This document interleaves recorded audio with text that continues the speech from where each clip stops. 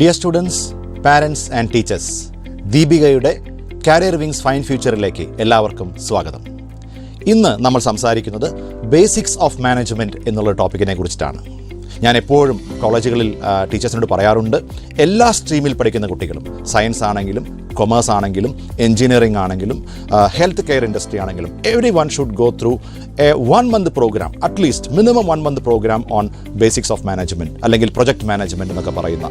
നമ്മളുടെ എഞ്ചിനീയറിംഗ് കോളേജിൽ പോലും KTUവിൻ്റെ വളരെ ടൈറ്റ് ആയിട്ടുള്ള സിലബസ് ആയതുകൊണ്ട് പ്രൊജക്ട് മാനേജ്മെൻറ്റ് എന്ന് പറയുന്ന ഒരു സെമസ്റ്റർ പലപ്പോഴും സ്കിപ്പ് ചെയ്തുകൊണ്ട് സപ്ലിമെൻ്ററി ഒരുങ്ങുവാനും മറ്റുള്ള കാര്യങ്ങൾക്ക് വേണ്ടി ടീച്ചേഴ്സ് ഉപയോഗിക്കുന്നത് കാണുമ്പോൾ ഞങ്ങളെപ്പോഴും സ്നേഹപൂർവ്വം അവരെ ഓർമ്മപ്പെടുത്തും, പ്രൊജക്ട് മാനേജ്മെൻറ്റ് അല്ലെങ്കിൽ ബേസിക്സ് ഓഫ് മാനേജ്മെൻറ്റ് ഒരു കുട്ടിയും വിട്ടുപോകരുത്. ഒരു പക്ഷേ സിലബസിൽ ഇല്ലെങ്കിൽ പോലും കുട്ടികളെ അത്തരം ഒരു 1 month പ്രോഗ്രാമിലൂടെ കടത്തിവിട്ടാൽ ഒരു പക്ഷേ ഒരു കമ്പനിയുടെ ഇൻ്റർവ്യൂവിന് ചെല്ലുമ്പോൾ അല്ലെങ്കിൽ ഒരു കമ്പനിയിൽ ആദ്യമായി ജോലി കിട്ടുമ്പോൾ അവർ ചോദിക്കുന്നൊരു ചോദ്യമുണ്ട്, what can you do for us?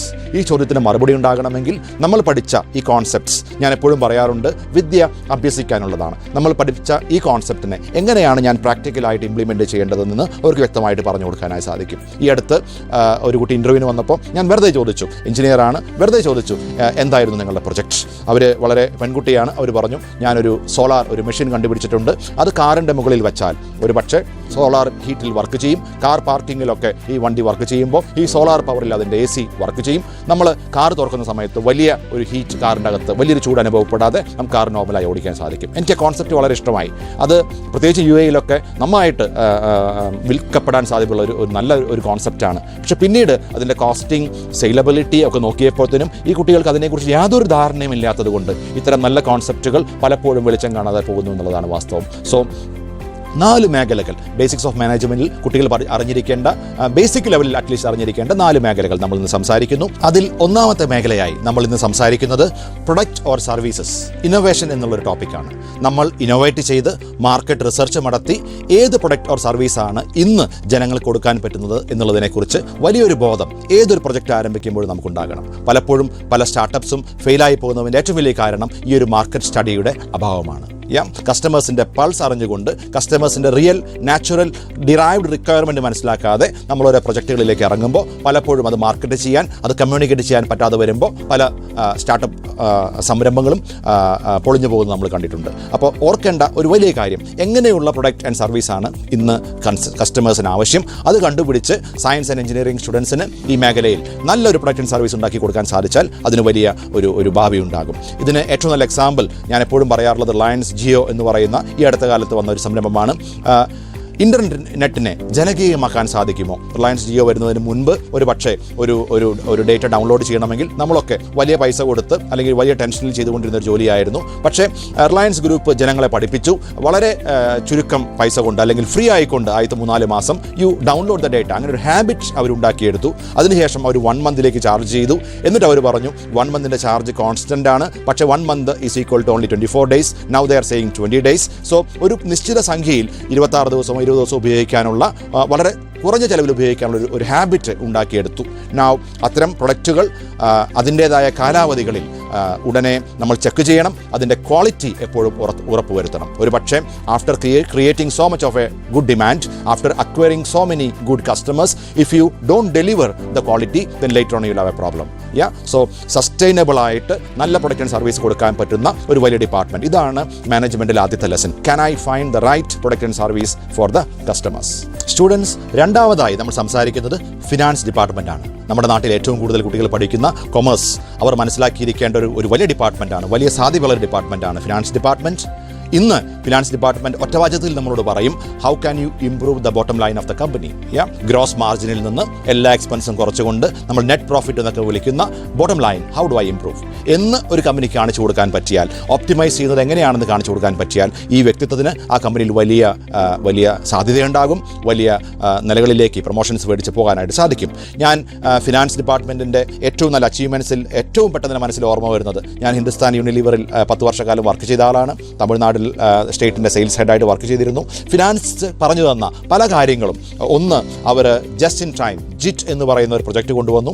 സാധാരണ കേരളത്തിലും തമിഴ്നാട്ടിലൊക്കെ ഒരു ഡിസ്ട്രിബ്യൂട്ടർ 4-5 കോടി രൂപയുടെ സ്റ്റോക്ക് മേടിച്ച് വെച്ച് ഇത്രയും ജനങ്ങളെ 50-60 എംപ്ലോയീസിനെ എംപ്ലോയ് ചെയ്ത് ഓപ്പറേറ്റ് ചെയ്യുന്ന ഒരു വലിയ ഗോഡൗൺ സിസ്റ്റം ജിറ്റ് വന്നതോടുകൂടി മാറി. അവരൊരു പാം ടോപ്പ് കൊടുത്തിട്ട് പറഞ്ഞു സെയിൽസ്മാനോട്, നിങ്ങൾ കടയിൽ ബുക്ക് ചെയ്യുന്ന ഓർഡർ നേരെ പാം ടോപ്പിൽ എൻട്രി ചെയ്യണം ആൻഡ് സെൻഡ് ബട്ടൺ അടിക്കുമ്പോൾ ഈ സെയിൽസ് ഓർഡർ നേരെ CNFAയിലേക്കാണ് പോകുന്നത്, not to the distributor point. And CNFA night shift ആണ്, അവർ നൈറ്റ് ഈ പ്രൊഡക്റ്റ് എല്ലാം ബില്ല് ചെയ്ത് വെക്കുന്നു. CNFAയിൽ നിന്ന് വെഹിക്കിൾ ചെന്നൈ മെട്രോയിലും കൊച്ചിയിലും ട്രിവാൻഡ്രത്തൊക്കെ vehicle straight away go to the market. So distributor don't have to keep so much of stocks, money released go down, എംപ്ലോയീസിൻ്റെ എണ്ണം കുറയുന്നു. അങ്ങനെ ടെക്നോളജി പലപ്പോഴും സെയിൽസിനെ ഏറ്റെടുക്കുന്ന ഒരു ട്രെൻഡ് നമ്മൾ കണ്ടിട്ടുണ്ട്. So JIT is an example, good contribution by finance department. And credit policy, sometimes we had in Unilever lot of vendors giving us different type of raw materials. അതിനെ എല്ലാം വലിയ 2-3 വെൻഡേഴ്സിലേക്ക് മാറ്റി. when we negotiated 8 months of credit policy with big vendors, 2 മാസം കൊണ്ട് ഈ raw മെറ്റീരിയലിനെ final product ആക്കി വിറ്റ് ഹിന്ദുസ്ഥാൻ ലിവർ അതിനെ പൈസയാക്കും. പക്ഷേ വെൻഡറിന് 8 മാസം കഴിഞ്ഞ് പൈസ കൊടുത്താൽ മതി, which means 6 months other people's money is in my hand. ഈ പൈസ നല്ല മ്യൂച്വൽ ഫണ്ടിൽ നിക്ഷേപിക്കുന്നത് കൊണ്ട് ഹിന്ദുസ്ഥാൻ യൂണിലിവറിൻ്റെ ബാലൻസ് ഷീറ്റ് എടുത്ത് നോക്കിക്കഴിഞ്ഞാൽ നിങ്ങൾക്ക് കാണാൻ പറ്റും, ലൈഫ് ബോയുടെയും ലെക്സിൻ്റെയും ഒക്കെ വരുമാനത്തേക്കാൾ കൂടുതൽ they will show one heading call income from mutual funds. ഇത് മറ്റുള്ളവരുടെ പൈസയാണ്, പക്ഷേ ഈ 6 മാസം I get a chance to rotate this money. ഇത്തരം ഇൻ്റലിജൻറ്റ് മൂവ്മെൻറ്റ്സ് പലപ്പോഴും ഫിനാൻസ് ഡിപ്പാർട്ട്മെൻറ്റ് ചെയ്യാറുണ്ട്. ഇത് ഒത്തിരി സാധ്യതയുള്ള വലിയ മേഖലയാണ്. ഒന്ന് നെറ്റ് പ്രോഫിറ്റിനെ എങ്ങനെ ഇമ്പ്രൂവ് ചെയ്യാം, ഒന്ന് ക്രെഡിറ്റ് പോളിസീസ് എങ്ങനെ ഓപ്റ്റിമൈസ് ചെയ്യാം, പിന്നെ എങ്ങനെയാണ് technology can help us. Fintech പോലെയുള്ള മാസ്റ്റർ പ്രോഗ്രാംസിന് കുട്ടികൾക്ക് ചാൻസ് കിട്ടുകയാണെങ്കിൽ തീർച്ചയായിട്ടും തിരഞ്ഞെടുക്കണം. കാരണം finance with technology is a good area for all of you to go up. മൂന്നാമതായി നമ്മളിന്ന് സംസാരിക്കുന്നത് സെയിൽസ് ആൻഡ് മാർക്കറ്റിംഗ് ഡിപ്പാർട്ട്മെൻറ്റിനെ കുറിച്ചാണ്. എനിക്ക് ഏറ്റവും ഇഷ്ടപ്പെട്ട, ഞാൻ വർക്ക് ചെയ്ത ഡിപ്പാർട്ട്മെൻറ്റാണ് സെയിൽസ് ആൻഡ് മാർക്കറ്റിംഗ്. പക്ഷേ കുറച്ച് വർഷങ്ങൾക്ക് ശേഷം തിരിഞ്ഞു നോക്കുമ്പോൾ നമുക്ക് മനസ്സിലാകും സെയിൽസ് എന്ന് പറയുന്ന ഒരു വാക്ക് അത് ഇല്ലാതായിക്കൊണ്ടിരിക്കുന്നു. And marketing is taking over sales. എന്ന് പറഞ്ഞാൽ നമ്മൾ പണ്ട് കാലത്ത് കൊച്ചു കടകളിൽ പോയി ഒരു തുണ്ടുഷീറ്റിൽ എനിക്ക് കുളിക്കുന്ന സോപ്പ് വേണം എന്ന് പറയുന്നതിന് പകരം ഇന്ന് സൂപ്പർ മാർക്കറ്റിൽ പോയി ഒരു ട്രോളി എടുത്തുകൊണ്ട് എനിക്ക് ഇഷ്ടപ്പെട്ട സോപ്പ് തിരഞ്ഞെടുക്കുന്ന ഒരു കൾച്ചറിലേക്ക് മാറിയപ്പോൾ സെയിൽസ് മാൻ്റെ ജോലി കുറയുകയും മാർക്കറ്റിംഗ് ഡിപ്പാർട്ട്മെൻറ്റിൻ്റെ ജോലി കൂടുകയും ചെയ്തു. എനിക്കിപ്പോഴും ഓർമ്മയുണ്ട്, I had set of 80 salesman in Chennai. അതിൽ നന്നായി വിൽക്കുന്ന ചില സെയിൽസ്മാൻമാരുണ്ട്, കുറച്ച് വിൽക്കുന്നവരുണ്ട്. We used to appreciate and pay incentives to salesman who sell a lot in a week. പക്ഷേ ഇന്ന് മൾട്ടിനാഷണൽസ് പറയുന്നു, പല കമ്പനികൾ പറയുന്നു, നിങ്ങളുടെ sales to the shops increase ചെയ്തുകൊണ്ട് കാര്യമില്ല, shop to the customer sales improve ചെയ്യണം. അതിന് മാർക്കറ്റിംഗ് ഡിപ്പാർട്ട്മെൻറ്റാണ് വേണ്ടത്. So many companies now move to a model of replenishment എന്ന് പറഞ്ഞാൽ, ഇപ്പോൾ ഫോർ എക്സാമ്പിൾ തൃശ്ശൂരിൽ സിറ്റി സെൻറ്ററിൽ ഒരു സൂപ്പർ മാർക്കറ്റ് ഉണ്ടെങ്കിൽ അതിൽ എത്ര പെട്ടി ലൈഫ് ബോയ് കസ്റ്റമേഴ്സ് മേടിക്കുന്നുണ്ട് എന്നുള്ളതിന് അനുപാതികമായി മാത്രം ആ സ്റ്റോക്സിനെ റിപ്ലനിഷ് ചെയ്യുന്നൊരു മോഡൽ. പണ്ട് കാലത്താണെങ്കിൽ സെയിൽസ്മാന് സ്കീമുണ്ടെങ്കിൽ അവർക്ക് ആവശ്യമുള്ളതിൻ്റെ 2-3 മടങ്ങ് സെയിൽസ് കൊടുക്കുന്നതിന് പകരം എത്ര കൗണ്ടറിൽ നിന്ന് മൂവ് ചെയ്യുന്നു അതിൻ്റെ റിപ്ലനിഷ്മെൻറ്റ് മാത്രം കൊടുക്കുന്ന ഒരു സിസ്റ്റം. ഇതാണ് ഈ പാം ടോപ്പ് പോലെയുള്ള ടെക്നോളജി വന്നപ്പോൾ ഉണ്ടായ ചില ഗുണങ്ങൾ. So marketing is taking over sales എന്നുള്ളത് വലിയ ഒരു ഭാഗമാണ്. സോ കുട്ടികൾ ടൈം ഇൻവെസ്റ്റ് ചെയ്യേണ്ടത് സെയിൽസിന് വേണ്ടിയല്ല, creativity, how will I communicate, how will I create the demand എന്നുള്ള ഒരു ടോപ്പിക്കിനെ കുറിച്ചിട്ടാണ്. ആൻഡ് മാർക്കറ്റിംഗിന് ഉപയോഗിച്ച ടെക്നോളജി മാറുന്നു. നമ്മൾ സ്ഥിരമായിട്ട് ഉപയോഗിച്ചുകൊണ്ടിരുന്ന പേപ്പർ അഡ്വർടൈസ്മെൻറ്റ്സ്, TV അഡ്വർടൈസ്മെൻറ്റ്സ് എല്ലാം വളരെ എക്സ്പെൻസീവ് ആണ്. And it is not going only to the relevant customers. ഞാനൊരു പേപ്പർ പരസ്യം കൊടുക്കുമ്പോൾ എനിക്ക് റെലവൻ്റ് അല്ലാത്ത, എൻ്റെ കസ്റ്റമർ സെഗ്മെൻറ്റിൽ പെടാത്ത പലവർക്കും വേണ്ടിയുള്ള കോസ്റ്റ് ഞാൻ ബെയർ ചെയ്യണം. കാരണം it is printed for the entire state of Kerala.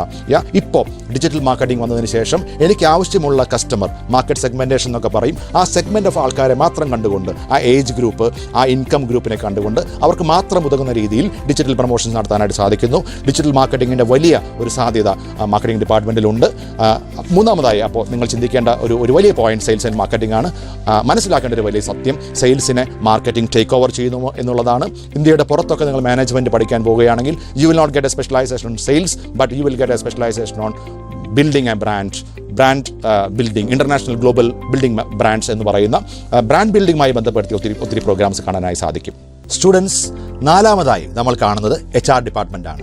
നിങ്ങൾക്കറിയാം എംപ്ലോയീസിനെ എടുക്കുന്നതും അവരുടെ പ്രൊമോഷൻസ് നിശ്ചയിക്കുന്നതും അവരുടെ ശമ്പളങ്ങൾ കൊടുക്കുന്നതും അവരുടെ എക്സിറ്റ് ഇൻ്റർവ്യൂ എടുക്കുന്നതും ഒക്കെ ഈ ഡിപ്പാർട്ട്മെൻറ്റിൻ്റെ ഉത്തരവാദിത്തമാണ്. പക്ഷേ ഓർക്കണം, റിക്രൂട്ട്മെൻറ്റിനേക്കാളും ഉപരിയായി, recruitment is A potential industry, അതിനേക്കാൾ ഉപരിയായിട്ട് അവരുടെ ഫിസിക്കൽ ഡിസിപ്ലിനേക്കാൾ ഉപരിയായിട്ട് എംപ്ലോയി എൻഗേജ്മെൻറ്റ് എന്നുള്ളതാണ് ഇന്നത്തെ HR ഡിപ്പാർട്ട്മെൻറ്റിൻ്റെ ഏറ്റവും വലിയ ഉത്തരവാദിത്തം. എംപ്ലോയി എൻഗേജ്മെൻറ്റിൻ്റെ ഏറ്റവും നല്ല എക്സാമ്പിളാണ് നമ്മളിപ്പോൾ കണ്ടുകൊണ്ടിരിക്കുന്നത്. പല കമ്പനികളും പല എംപ്ലോയീസും they are working from home now, but if you look at the performance of last 2-3 months, many companies are reporting their employees' productivity is improved. Than coming and sitting physically in the office. ഒത്തിരി കമ്പനികൾ ഒരു പക്ഷേ ഈ ലോക്ക്ഡൗണിന് ശേഷവും work from home offers കൊടുക്കുമെന്ന് already പ്രഖ്യാപിച്ചു കഴിഞ്ഞു. പ്രത്യേകിച്ച് ഇന്ത്യയുടെ പുറത്ത് അവരുടെ ട്രാവലിംഗ് ടൈംസ് ഒക്കെ ഷിഫ്റ്റ് ടൈമിംഗ് ഒക്കെ കൺവീനിയൻസ് ആക്കാനായിട്ട് അത്തരം ചില ഇൻഡസ്ട്രീസിൽ വർക്ക് ഫ്രം ഹോം ഒരു കോൺസെപ്റ്റ് നമുക്ക് വലിയൊരു പാഠം പറഞ്ഞു തന്നു. Employee engagement is more important than their physical presence. Basics of management സംസാരിക്കുമ്പോൾ ഒരിക്കലും ഒഴിച്ചുകൂടാൻ പറ്റാത്ത ഒരു പ്രത്യേക വാക്കുണ്ട്. It is called life cycle management. എംപ്ലോയീസിൻ്റെ വളർച്ചയിലും ഒരു ബ്രാൻഡിൻ്റെ വളർച്ചയിലും സ്റ്റുഡൻസ് ഈ ക്ലാസ് കേൾക്കുമ്പോൾ നിങ്ങളുടെ ലൈഫുമായി ബന്ധപ്പെടുത്തേണ്ട ഒരു നല്ല മാനേജ്മെൻറ്റ് വാക്കാണ് life cycle management. This is applicable for any product, for any human being or any employee etcetera. ഇതിന് 4 ഘട്ടങ്ങളുണ്ട്. കൊമേഴ്സ് സ്റ്റുഡൻസ് പഠിച്ചു കാണും. ലൈഫ് സൈക്കിൾ മാനേജ്മെൻറ്റിന് 4 ഘട്ടങ്ങളുണ്ട്. ഒന്ന്, ഇൻട്രൊഡക്ഷൻ. ഞാൻ പറഞ്ഞു ഇതിൻ്റെ ലൈഫുമായി ബന്ധപ്പെടുത്തണം. ഇൻട്രൊഡക്ഷൻ എന്നൊക്കെ പറയുമ്പോൾ ഒരു പ്രൊഡക്റ്റ് എക്സാമ്പിൾ പറയണമെങ്കിൽ ഞാൻ ആദ്യം പറയും നോർസൂപ്സ്. നമ്മൾ ഇന്ന് കാണുന്ന നോർസൂപ്സ് ഞങ്ങൾ ഒത്തിരി വർഷങ്ങൾക്ക് മുൻപ് 6-7 പ്രാവശ്യം മാർക്കറ്റിൽ ടെസ്റ്റ് ചെയ്ത് പലപ്പോഴും തോറ്റുപോയിട്ടുള്ള, തിരിച്ചെടുക്കേണ്ടി വന്നിട്ടുള്ളൊരു പ്രൊഡക്റ്റാണ്. ഇൻട്രൊഡക്ഷൻ സമയത്ത് we try everything. And trial and error മെത്തേഡാണ്. ഒത്തിരി സാമ്പിൾസ് കൊടുക്കും. കസ്റ്റമേഴ്സിൻ്റെ ഫീഡ്ബാക്ക് ഉൾപ്പെടുത്തിക്കൊണ്ടാണ് നമ്മൾ ഈ പ്രൊഡക്റ്റിനെ ഫൈൻ ട്യൂൺ ചെയ്യുന്നത്. ഇത് തന്നെയാണ് വിദ്യാർത്ഥികൾ 1 മുതൽ 10 വരെയുള്ള ക്ലാസ്സുകളിൽ ചെയ്യുന്നത്. You study all the subjects, you do not know. അപ്പോൾ നമ്മൾ തീരുമാനിച്ചിട്ടില്ല ഏതാണ് എൻ്റെ സ്പെഷ്യലൈസേഷൻ, ഏതാണ് എൻ്റെ ഭാവിയും തീരുമാനിച്ചിട്ടില്ല. Introduction is a time where we experiment everything. കുട്ടികൾ അത് വിദ്യാഭ്യാസവുമായി ബന്ധപ്പെടുത്തുമ്പോൾ 10th വരെയുള്ള വിദ്യാഭ്യാസവുമായി കമ്പയർ ചെയ്യണം. പ്രൊഡക്റ്റ് ആണെങ്കിൽ ലോഞ്ച്, നമ്മളതിനെ pilot launch in a metro town എന്നൊക്കെ പറയും. ഇത് ഒരു ഫസ്റ്റ് സ്റ്റേജാണ് ഈ LCM ലൈഫ് സൈക്കിൾ മാനേജ്മെൻറ്റിൽ. Point number 2 is growth. Once after fixing the product, then the brand is going to grow. കുട്ടികളുടെ ഭാഷയിൽ പറയുമ്പോൾ എനിക്ക് കൊമേഴ്സ് മതി, എനിക്ക് സയൻസ് മതി എന്നൊക്കെ തിരഞ്ഞെടുത്ത് 10th ക്ലാസ് കഴിഞ്ഞ് മുന്നോട്ട് പോകുമ്പോൾ that's a time to grow. Degree അവസാനം വരുമ്പോഴത്തേനും നിങ്ങളുടെ ഗ്രാജുവേഷൻ തീരുമ്പോഴത്തേനും there is a stage called maturity. Lifebuoy soap വളരെ ഹിറ്റാണ്. ചുവപ്പ് കളർ ലൈഫ് ബോയ് നമുക്ക് എല്ലാവർക്കും അറിയാം. ലൈഫ് ബോയ് എവിടെയാണോ അവിടെയാണ് ആരോഗ്യം എന്ന് പറഞ്ഞുകൊണ്ടിരുന്ന ഒരു ലൈഫ് ബോയ്. പക്ഷേ വർഷങ്ങൾ കഴിഞ്ഞപ്പോൾ it has come to a point called maturity or saturation. ഇത് 3rd സ്റ്റേജാണ് ലൈഫ് സൈക്കിൾ മാനേജ്മെൻറ്റിൽ. കുട്ടികൾക്കും അങ്ങനെ ഒരു മെച്ചോറിറ്റി ഓർ സാച്ചുറേഷൻ ഉണ്ടാകും. ഈ സമയത്താണ് നമ്മളൊന്നും ചെയ്തില്ലെങ്കിൽ ലൈഫ് ബോയുടെ സെയിൽസ്, കുട്ടികളാണെങ്കിൽ അവർക്ക് പഠിക്കാനുള്ള ഇൻട്രസ്റ്റ് വിൽ ഡിക്ലൈൻ. ഇതാണ് ഒറിജിനൽ മാനേജ്മെൻറ്റ് തിയറി നമ്മൾ പഠിപ്പിക്കുന്നത്. Introduction, growth, there is something called a saturation. നമ്മളൊന്നും ചെയ്തില്ലെങ്കിൽ നമ്മളുടെ ഇൻട്രസ്റ്റ് അല്ലെങ്കിൽ ആ പ്രൊഡക്റ്റിൻ്റെ വളർച്ച വിൽ ഡിക്ലൈൻ. പക്ഷേ അങ്ങനെ ഡിക്ലൈൻ ചെയ്യാൻ പാടില്ലാത്തത് കൊണ്ട് we always do A diversification and grow further. അങ്ങനെയാണ് ലൈഫ് ബോയ് പ്ലസ് ആയി മാറുന്നത്, സർഫ് എക്സൽ ആയി മാറുന്നത്. ഒരു പക്ഷേ ഒരു എഞ്ചിനീയറിംഗ് ഡിഗ്രി കഴിഞ്ഞതിന് ശേഷം ഒരു സ്പെഷ്യലിസ്റ്റായി മാറുന്നത്. ഈ ഒരു പോയിന്റിൽ എപ്പോഴും ഇടപെടലുകൾ ഉണ്ടാകണം. നല്ലൊരു കരിയർ ഗുരുവിൻ്റെ, നല്ലൊരു കരിയർ ഗൈഡിൻ്റെ ഇടപെടലുകൾ ഉണ്ടാകണം. Don't ever allow your academics or your interest to decline, but always do a diversification and grow further. പല പ്രൊഡക്റ്റുകളും അങ്ങനെ ചെയ്യാൻ മറന്നുപോയ പല പ്രൊഡക്റ്റുകളും നമുക്ക് ഓർമ്മയിൽ വരും.